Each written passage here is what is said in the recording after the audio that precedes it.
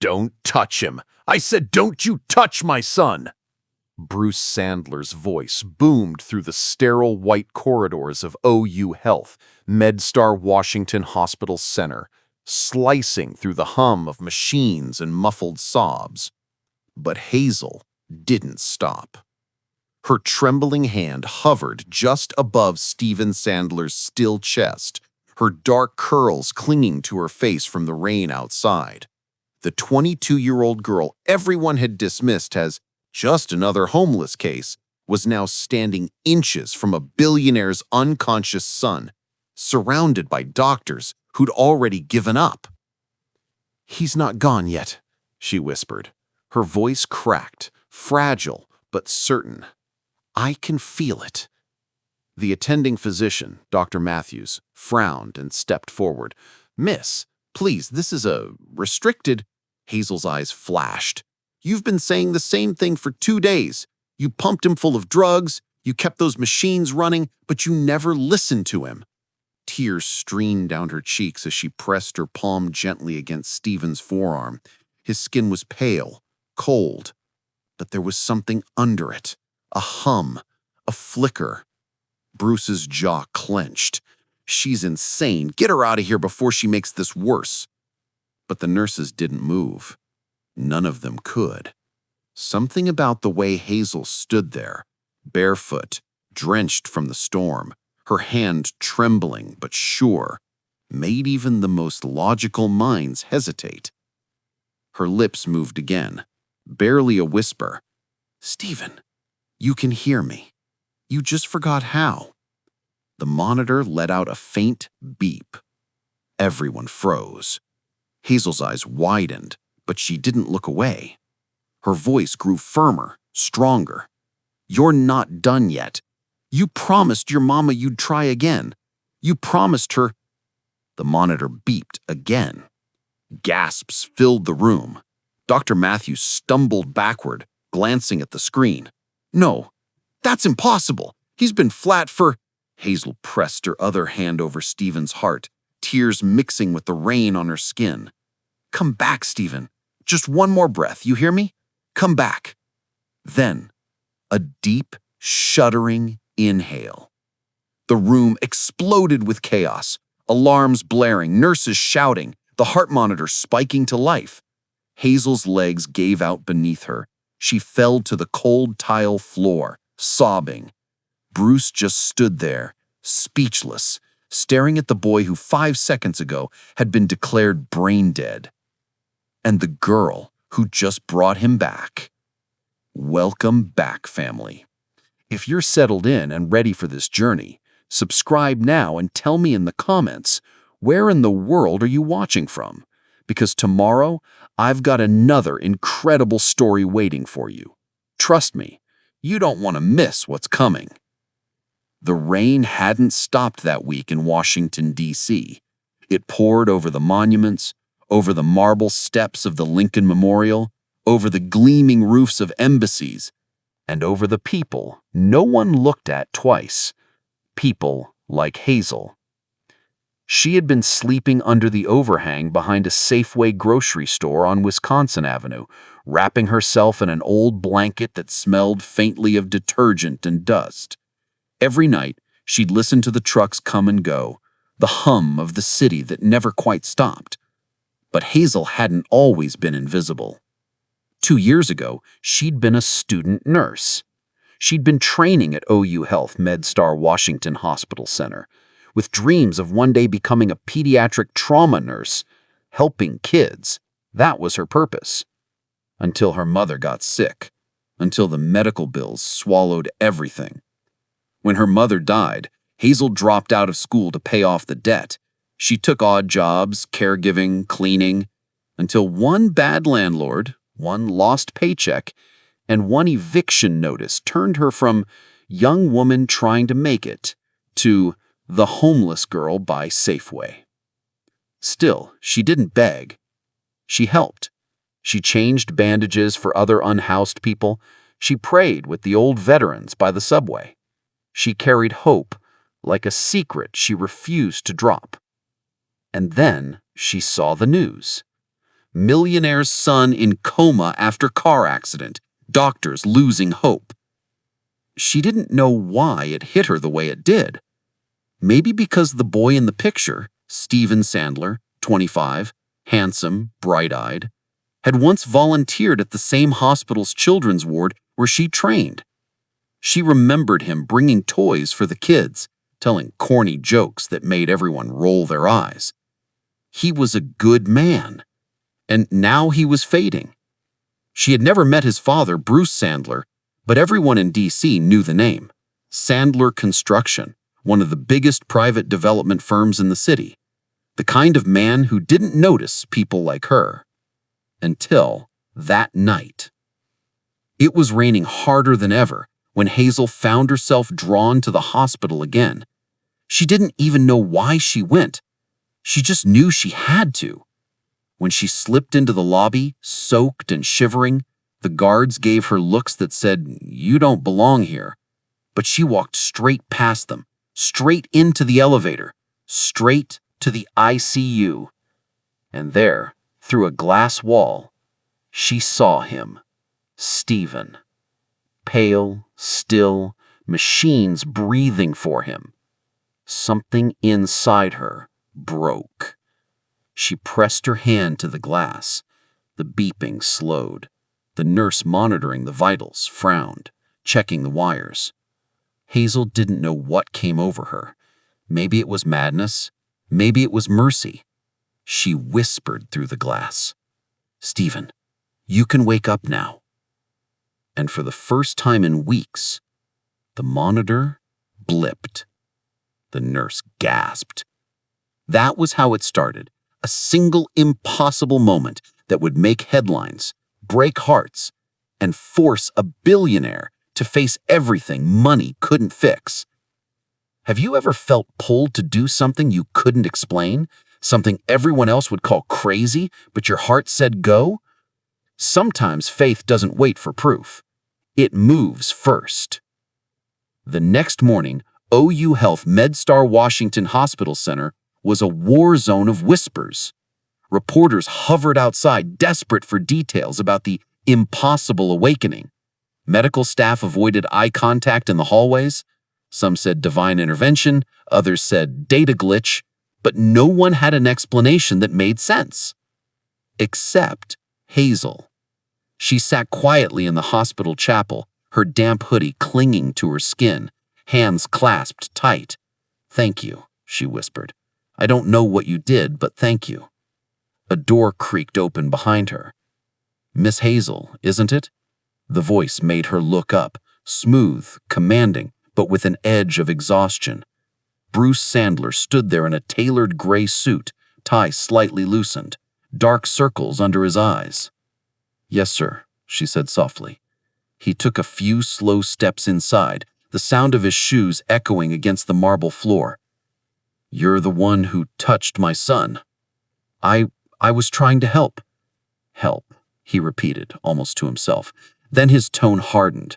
"You stormed into a restricted ICU room. You ignored medical protocol. And now, everyone's talking like you performed some kind of miracle." Hazel swallowed. "I didn't perform anything. I just listened." "Listened?" he asked. Hazel met his gaze steadily. "You don't believe in God, do you?" He froze, not at the question, but at the calmness behind it. Belief doesn't build hospitals or fund research. Science does. "Then maybe science was listening too," she said quietly. Something flickered in his eyes. Anger, confusion, maybe grief. He turned away, rubbing his temples. "You have no idea what this has done. My company's phones are blowing up, my lawyers are panicking, and my son—" He stopped himself. His voice broke for just a second. "My son barely survived the crash that killed his mother. I can't handle another circus." Hazel's voice softened. "I'm sorry. I didn't mean to cause trouble. I just knew I had to try." Bruce turned, studying her. She looked nothing like the people in his world. No polish, no pretense, just sincerity. Barely more than a girl, yet somehow stronger than the doctors who'd failed him. After a long pause, he said quietly, "You shouldn't even be in this hospital. You have no credentials, no reason to be here." Hazel nodded. "You're right. Then why are you still standing here?" "Because he's not done yet. He's awake, but he's not back. And you know it too. You feel it too, don't you?" Bruce's jaw tightened. He said nothing. Hazel took a small step closer. "You think money can fix everything, but it can't fix a broken soul. That's what's wrong with him. He doesn't need more machines. He needs someone to remind him who he is." Bruce stared at her, his chest rising and falling. For the first time, he didn't look like a man in control. He looked like a father, lost, desperate, afraid to hope. "You think you can wake him up again?" Hazel didn't hesitate.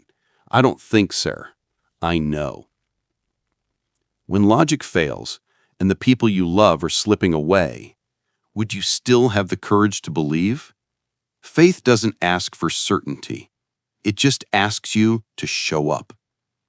2 days later, a black SUV rolled through the gated entrance of 2400 Foxhall Road, NW, known across Washington, D.C. as the Foxhall Estate, a sprawling Georgian mansion that looked more like a museum than a home. The guards at the front gate looked stunned as the passenger door opened and Hazel stepped out. The wind from the Potomac carried the faint scent of spring rain and cherry blossoms, but Hazel barely noticed. She stared up at the house, its white columns gleaming, its windows reflecting the gray sky. She'd never seen wealth like this up close. Inside, Bruce Sandler waited in the marble foyer, his expression unreadable. "Welcome to Foxhall," he said simply. Hazel nodded, clutching her worn canvas backpack like armor. He gestured toward the grand staircase. "Stephen's doctors are setting up a temporary recovery suite upstairs. They've approved limited visitors, family and staff only. I don't know what this connection is between you two, but if it might help him heal faster, I'm willing to try." Hazel's brow furrowed. "You don't believe me. You just want results." Bruce didn't deny it. "You're right. I don't believe in miracles, but I believe in outcomes." They climbed the sweeping staircase together. As they approached Stephen's room, Hazel's pulse quickened. The door opened. Stephen lay in bed near the tall windows, sunlight spilling across his pale skin. His chest rose and fell steadily. A nurse adjusted his IV line, nodded respectfully to Bruce, then left them alone. For a moment, Hazel just stood there, afraid to breathe. The machines were quieter now, his vitals stronger, but his eyes remained closed. She sat beside him, brushing a strand of hair from his forehead. "Hey, it's me again." Bruce watched from the doorway, arms crossed. Hazel took Stephen's hand gently in hers. "You came back once. I know you can do it again. You hear me?" His fingers twitched. Bruce's eyes widened. "Was that?" Hazel nodded slowly. "He knows I'm here." Over the next few hours, Bruce watched her work, though work wasn't the right word. She talked to Stephen, read to him, prayed quietly beside his bed. She spoke to him like he could hear every word, and somehow his body seemed to respond. The doctors couldn't explain it. His oxygen levels stabilized, his blood pressure balanced. Hazel didn't use any machines, any tools, just presence, voice, and a strange calm that seemed to fill the room. But not everyone at Foxhall believed it. That evening, as Hazel stepped into the kitchen to grab tea, the staff went quiet. She could feel their stares.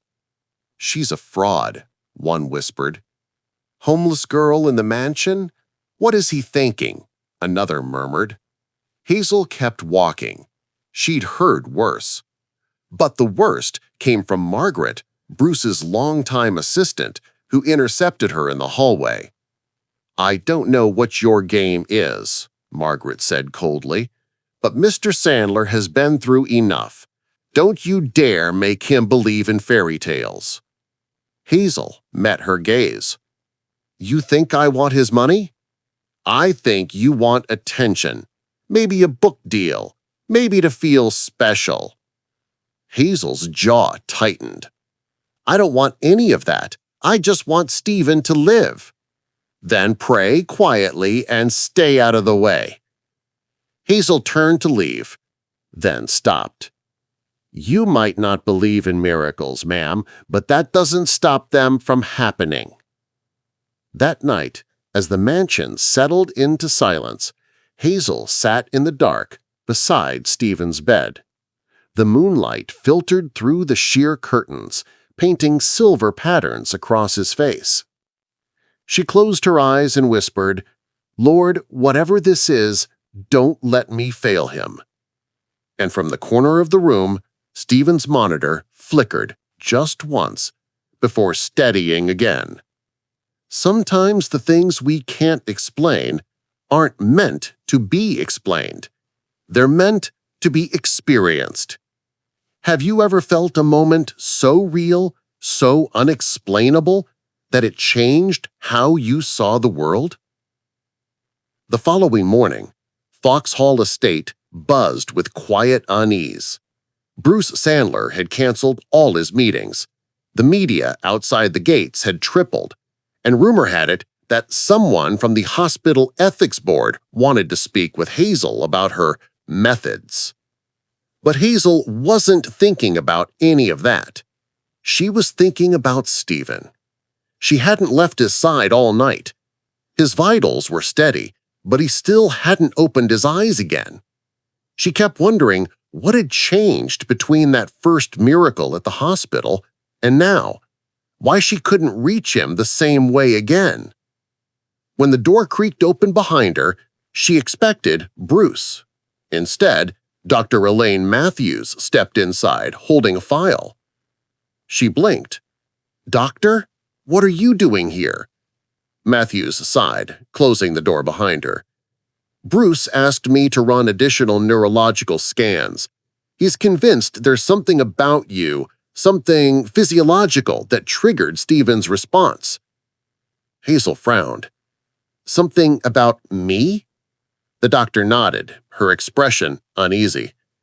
"Hazel, may I ask something personal?" "Sure. Were you ever a blood donor?" Hazel hesitated.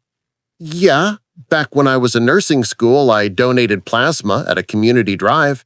Dr. Matthews nodded slowly. "And do you remember where that donation went?" Hazel shook her head. "They never tell you that. Why?" The doctor exhaled heavily, then opened the file. Inside was a series of test results and printed hospital forms. "I shouldn't be showing you this," she said quietly, "but you deserve to know." Hazel scanned the papers and froze. Her name, her blood type, a donation record, and under recipient, Stephen Sandler. Her eyes darted to the date, 1 year ago. Her voice broke. That was when he had the heart surgery, before the accident. Dr. Matthews nodded. "Your plasma was used in his transfusion. You saved his life before you ever met him. That's why his body responded to you. Your cells, your voice, your touch, they recognize you." Hazel felt the world tilt. So it wasn't faith? It was science. The doctor gave a sad smile. "Maybe both. But there's something else you should know. Bruce didn't want this revealed." Hazel's stomach turned. "Why?" "He's terrified the media will twist it, that people will say his son's survival is some kind of experiment gone wrong. But more than that," Matthews paused, "he doesn't believe in coincidences, and that scares him." Hazel stared down at her trembling hands. "He doesn't want to believe I matter?" Before Matthews could respond, the door burst open. Bruce stood there, eyes blazing. "What are you doing?" The doctor straightened. "She deserves to know, Bruce." "You had no right," he thundered, snatching the file from Hazel's hands. "Do you have any idea what happens if this leaks? The press will crucify me. They'll say I let a homeless woman experiment on my son." Hazel rose slowly. I didn't experiment. I prayed. Bruce glared at her. You're not some divine messenger, Hazel. You were a blood donor. A fluke. That's it. The words hit like a slap. Her voice shook. You can't control everything, Mr. Sandler. Some things happen because they're meant to. He turned away. I'm ending this. You'll leave tonight. Tears welled in her eyes. After everything I've done for your son? My son doesn't need your magic hands, he snapped. He needs peace, and you've brought nothing but chaos. Hazel stood there shaking. Do you think I wanted this? Do you think I wanted to be the girl everyone calls crazy? Then stop pretending, he said coldly. Go back to whatever street you came from.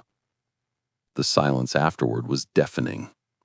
Hazel stared at him, the billionaire who thought he had everything, and whispered, You may have built this city, Bruce Sandler, but you don't know how to build a heart. Then she left the room. As the door clicked shut, Stephen's monitor beeped once, sharp and uneven. Bruce turned back, eyes widening. Stephen's heart rate was dropping. Sometimes the people we push away are the very ones holding us together. If you've ever lost faith in someone who only meant to help, maybe it's time to reach back. Don't wait until they're gone to realize they were your miracle. The next 12 hours were a blur of chaos. By midnight, the halls of Foxhall Estate echoed with the sounds of panic. Doctors rushing in, alarms blaring, machines screaming a sound no parent ever forgets. Stephen's heart had crashed again. Dr. Matthews stood frozen beside his son's bed, his expensive shirt soaked with sweat, watching the team work. Start compressions. Charge to 200. Clear. The defibrillator's electric crack filled the room. Stephen's body jolted once, twice, but the line on the monitor stayed flat. Dr. Matthews' voice trembled. We're losing him. Bruce's knees went weak. No, not again. He'd done everything, hired the best doctors, bought the best machines, flown in specialists from Johns Hopkins. He'd built his empire on fixing impossible problems, but no amount of money could make his son take one more breath. And now the girl who could had walked away. Outside, the spring storm returned, hammering against the mansion's windows. In another part of the city, Hazel sat beneath the overpass near DuPont Circle, clutching the worn Bible that belonged to her mother. Rain soaked her shoes, but she didn't care. Her heart felt like stone. She'd prayed for years, for her mother to live, for a chance to start over, and every time God had stayed silent. She thought Stephen's awakening was proof that heaven still heard her. But maybe it had just been a coincidence, a cruel one. She wiped her face with the back of her sleeve. Lord, if you're listening, if you ever were, just tell me what to do. A car pulled up suddenly, headlights cutting through the rain. It was Dr. Matthews. The window rolled down. Hazel, get in. Hazel hesitated. What? It's Stephen, the doctor said urgently. He's crashing again. We can't bring him back. Her pulse quickened. Where's Bruce? Refusing to call you, Matthews said. He's terrified of another scandal, but I don't care anymore. He needs you. That boy needs you. Hazel stared at her, torn between pride and purpose. He told me to leave. The doctor's voice broke. Then don't come back for him. Come back for Stephen. Hazel climbed into the car. Back at the estate, Bruce stood beside his son's bed, silent tears streaming down his face. The doctors were still working, but he knew it. The weight in his chest told him he'd failed again. Mr. Sandler? I'm sorry, one of the nurses whispered. We've done everything we can. Bruce's world went quiet. He sank into the chair beside the bed, taking his son's cold hand in his own. I'm sorry, buddy. I was supposed to protect you.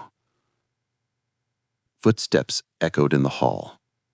He looked up and froze. Hazel stood in the doorway, soaked from the rain, her eyes fierce and bright. You shouldn't be here, Bruce said, hoarsely. She ignored him. Move.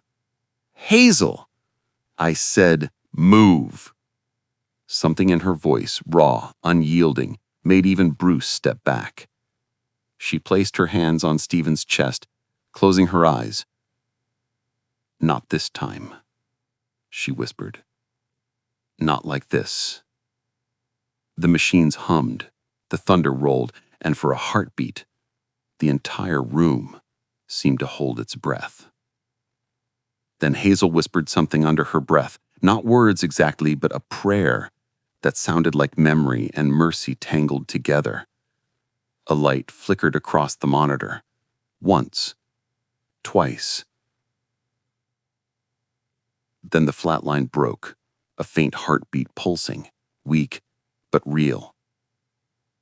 Dr. Matthews gasped, "He's back! He's coming back!" Bruce's legs gave out beneath him. Hazel didn't look up. Tears streamed down her face, but her hands stayed steady. "Welcome back, Stephen. You're safe now." Sometimes we drive away the very people who were sent to save us. If pride ever cost you someone who loved you, make it right before it's too late. Forgiveness doesn't weaken you. It heals you. The rain had stopped by morning. A thin veil of mist hung over Foxhall Estate, softening the edges of the manicured gardens and the marble pillars that once felt so intimidating. Inside, the house was silent, not from fear this time, but from awe. Stephen Sandler was breathing on his own. When the doctors confirmed it, Bruce didn't speak for a long time. He just stood there beside his son's bed, staring at the rhythmic rise and fall of his chest.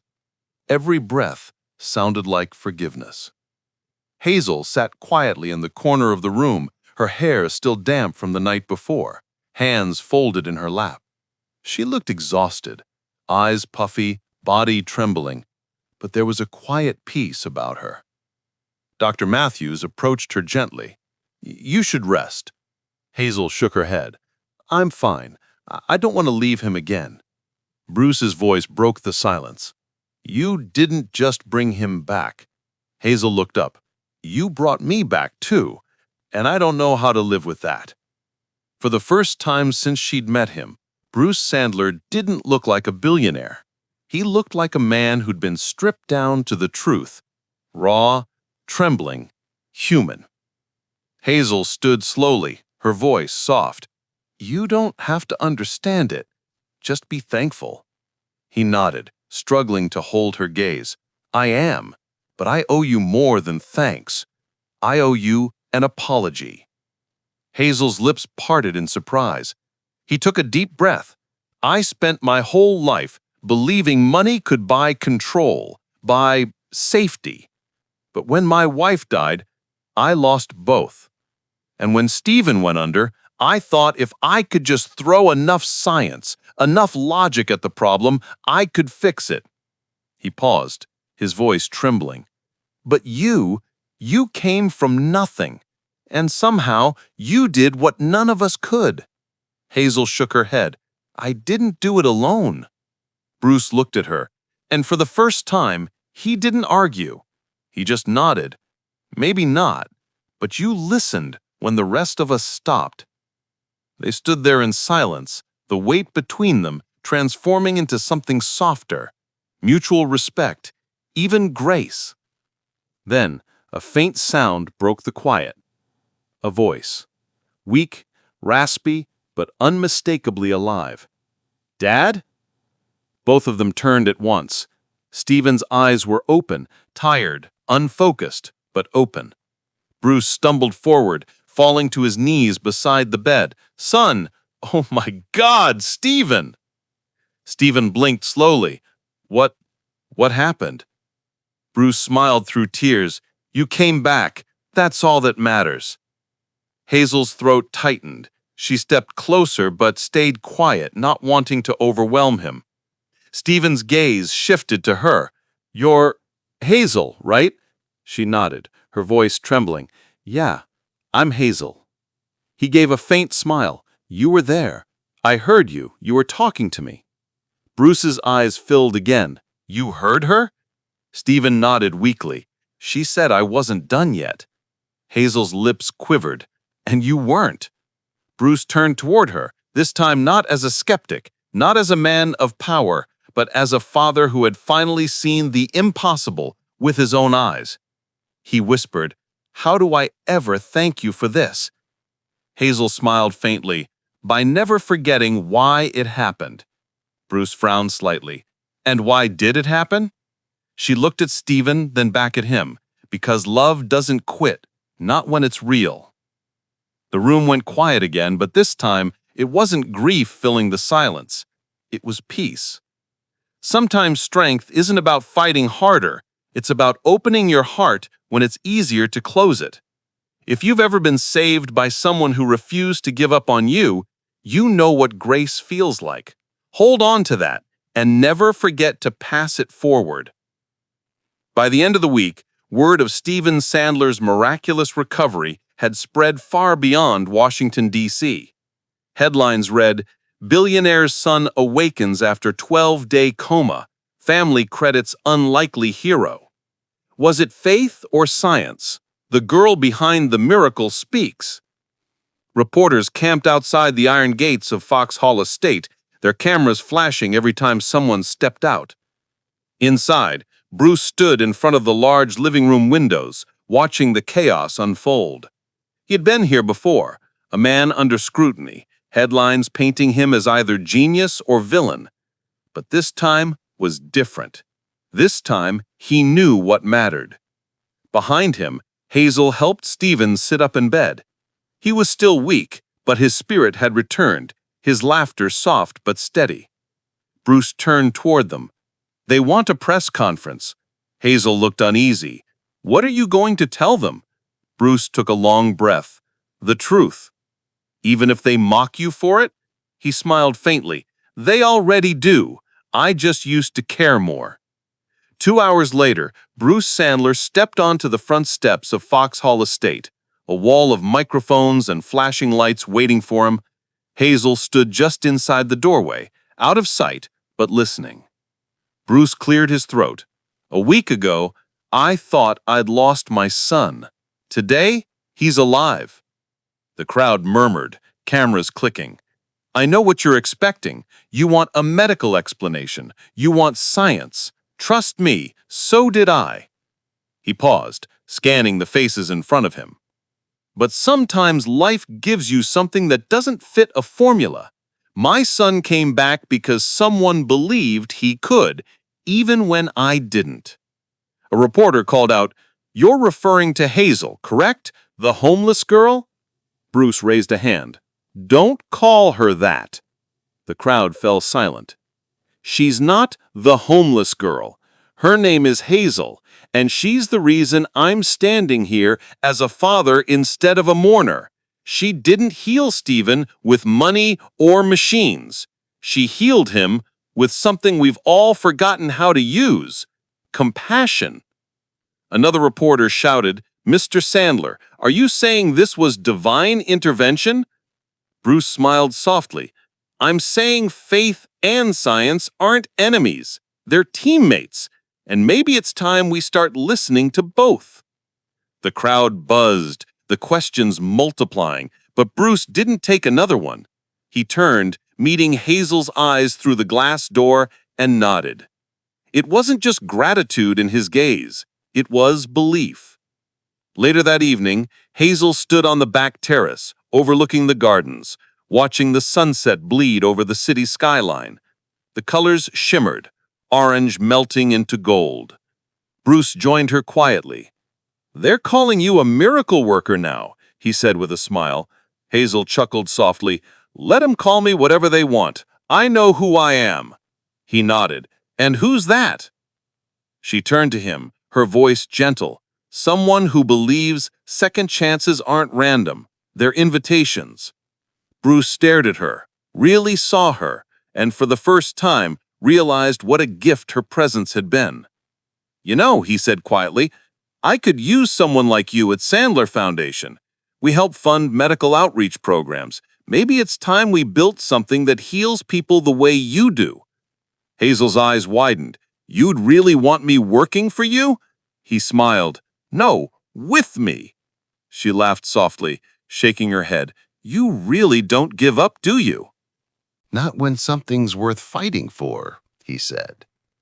For a moment, they just stood there, two souls from different worlds, connected by something neither could explain, but both could feel. Have you ever seen someone cross a line of pride to do what's right, even when the world was watching? It's never too late to let love rewrite your story. Sometimes, the miracle isn't what happens to you, it's who you become because of it. Spring came early that year in Washington, D.C. The cherry blossoms bloomed along the tidal basin, and for the first time in a long time, life inside Foxhall Estate didn't feel cold or empty. The press had moved on to the next big story. The doctors were calling Stephen's case a medical marvel, and the world was slowly returning to normal. But for Bruce Sandler, normal had changed forever. He wasn't the same man who once believed compassion was weakness. He'd started showing up at the hospital, not in a suit, not as a donor, but as a volunteer. Sometimes he'd read to kids in the oncology wing. Other times, he'd sit quietly beside families who couldn't afford care and just listen. Because now he understood what it meant to be helpless and what it meant to be helped. Hazel, meanwhile, had officially joined the Sandler Foundation's outreach division, focusing on community health and housing initiatives. For the first time in years, she had a bed, a steady paycheck, and most importantly, a purpose that stretched beyond survival. She still visited OU Health MedStar Washington Hospital Center every week, not because she had to, but because she wanted to. Her favorite patients were always the ones doctors whispered about in the halls, the ones medicine couldn't quite explain. She'd sit beside their beds, hold their hands, and whisper the same thing she'd told Stephen that night. "You're not done yet." One sunny afternoon, Hazel found herself back at the mansion, walking through the garden with Stephen. He was fully recovered now, his strength back, his humor even sharper than before. They stopped under the old oak tree near the fountain, where the air smelled of rain and blooming magnolia. "You know," Stephen said, glancing at her with a grin, "I still remember your voice from when I was out." Hazel raised an eyebrow. "Really?" "Yeah, it wasn't like a dream. It was like a light through fog. You kept saying I wasn't done, that I still had more to do." She smiled softly. "Guess I was right." He chuckled. "You were. I just didn't realize you were bossy even in the afterlife." Hazel laughed, shaking her head. "You'd better watch that mouth, Sandler." Bruce's voice interrupted from behind them. "You two sound like an old married couple." They turned to see him approaching with 2 cups of coffee, a rare smile on his face. Stephen grinned. "Dad, please, don't embarrass her." Bruce handed Hazel a cup. "Embarrass her? Hazel's tougher than both of us combined." Hazel smiled warmly. "I just learned faith doesn't always look like angels and clouds, Mr. Sandler. Sometimes it looks like people, even rich, stubborn ones, who finally start believing again." Bruce chuckled. "You're never going to let me live that down, are you?" "Not a chance," she said with a grin.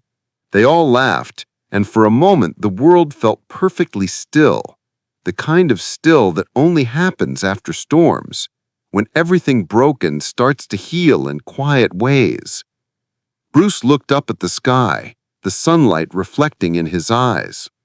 "You know, Hazel," he said, "I used to think miracles were things that happened to other people. Now I think they happen through them." Hazel nodded. "That's how God works, through hearts that are willing." He studied her for a moment, his voice lowering. "So what about you? What are you going to do with this second chance?" Hazel thought for a long time before answering. "I think I'm just going to keep showing up for people who think no one sees them, because I know how that feels." Bruce smiled softly. "Then you'll never run out of purpose." Stephen added, "And you'll never run out of friends either." Hazel looked at both of them, the billionaire and his son, and felt something she hadn't felt in years: home.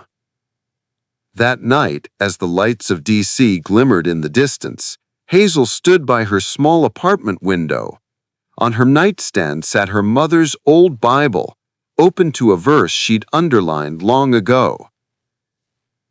"Faith is the substance of things hoped for, the evidence of things not seen." She whispered, "Guess you were listening after all."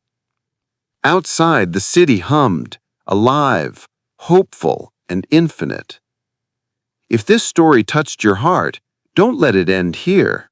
Maybe someone out there needs you to believe in them, the way Hazel did for Stephen. Go remind them they're not done yet. And if you believe that love can still change the impossible, you know what to do. Subscribe, share, and keep the faith alive.